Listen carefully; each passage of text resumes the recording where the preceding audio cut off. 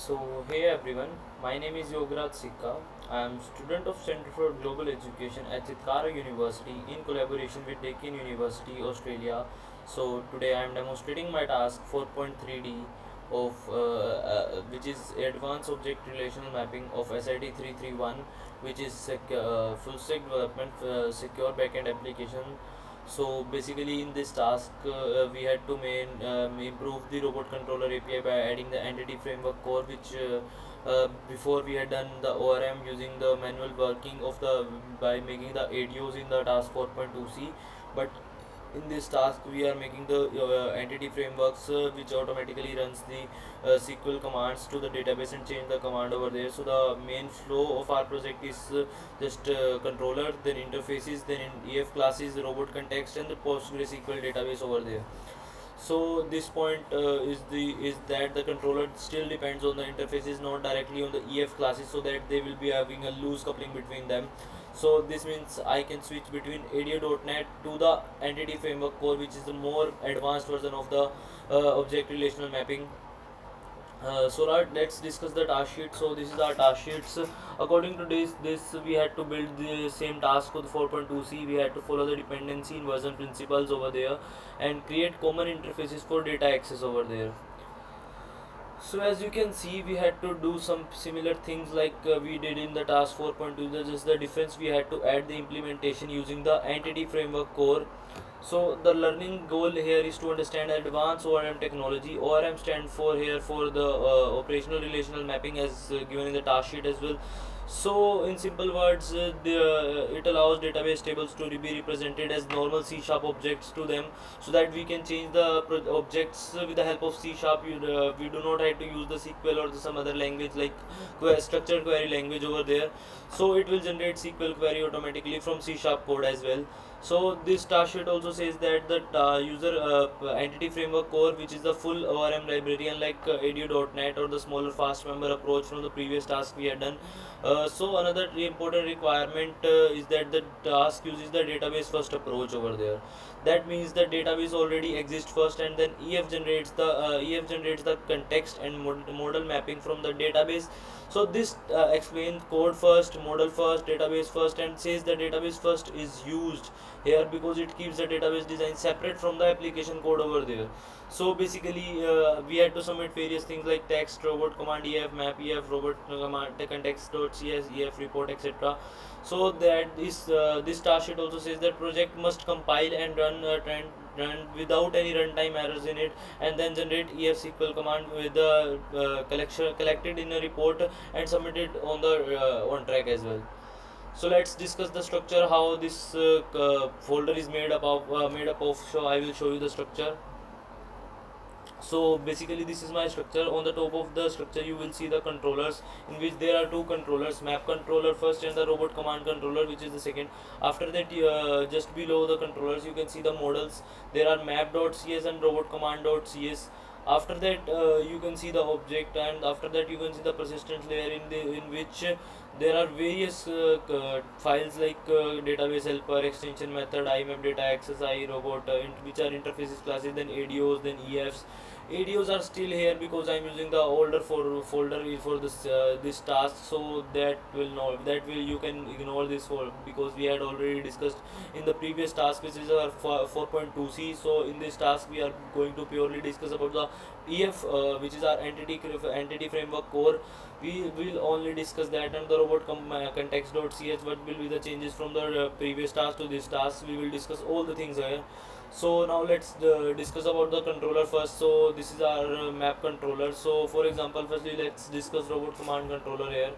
So this is our robot command controller. So we had the C# private read only, robot command repos. So what this means, this is basically the controller does not directly know about the robot command EF.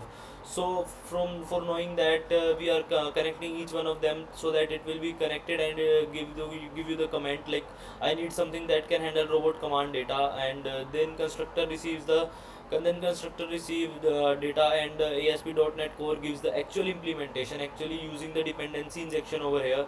So the same idea is used in the map controller as well. You can see that both of my files are just similarly same. Then endpoints are created over here for map. And in the robot command controller there are the endpoints created for the robot command. So these are the controller only talk about the interfaces. This is important because the task sheet says, because of the dependency injection we do not need to change anything endpoints we while switching from persistence implementation.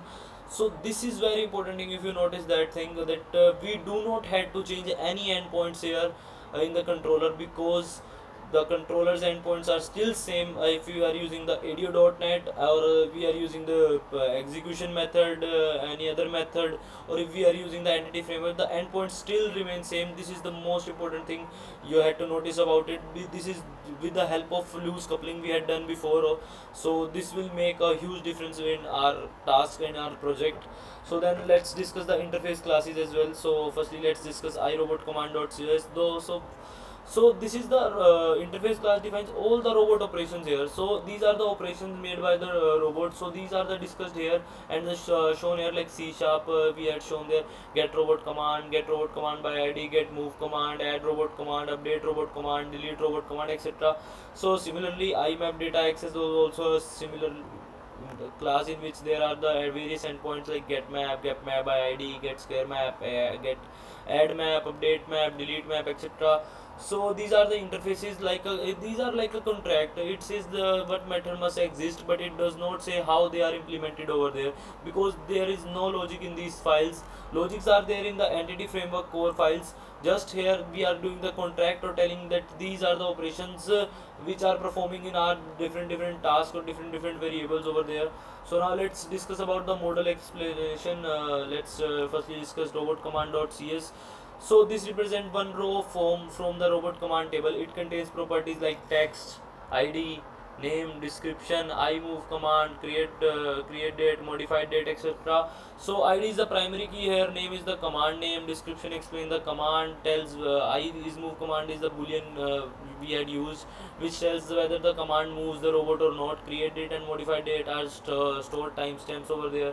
The second model here is the map.cs, which is the similarly as I had discussed in the robot command.cs. There will be no changes, just the change of their map and the robot command. So there will be no other changes in it, as you can see here as well.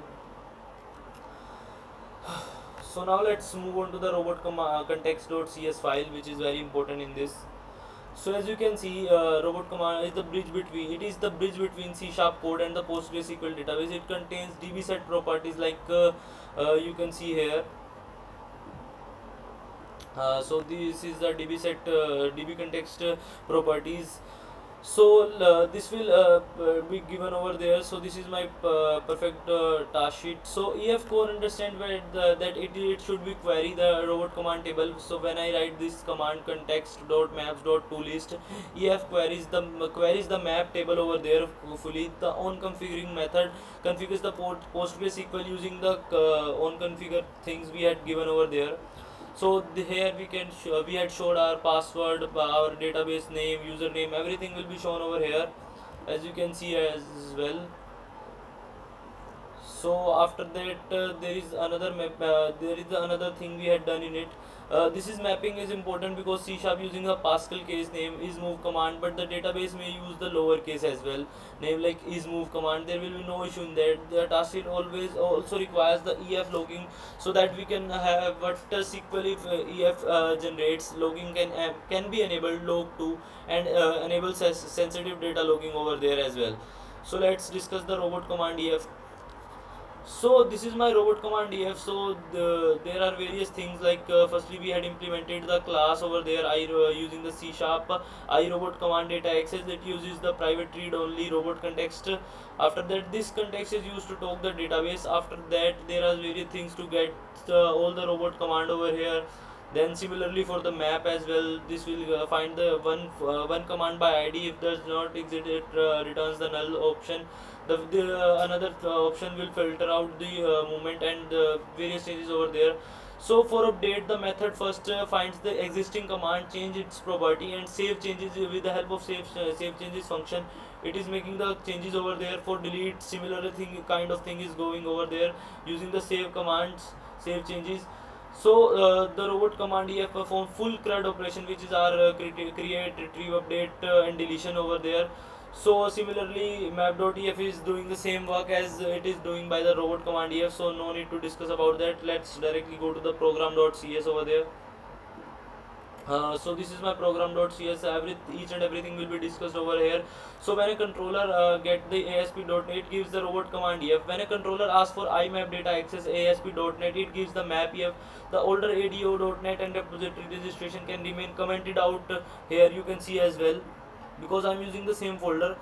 But here what are the difference, you can see the difference clearly here. So you can see that this shows the benefit of dependency injection. I can switch the persistent layer in one changing without any changes in the controller code.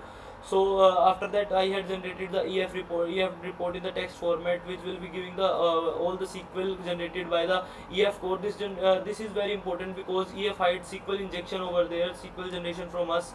So to show that by enabling logging, we had shown all the things on the console, so that we will have no issues over there. So now let's go to the collection we had made. So this is my collection. First one is the get all maps, get map by id, get coordinates on map, get coordinate off map, post, put, delete. Everything will be there, and all my tests, 15 out of 15 tests are working perfectly. You can see on the right side, you can see test 15 out of 15. All the tests were passing perfectly and giving all the perfect result over here. You can see as well, everything is showing over here.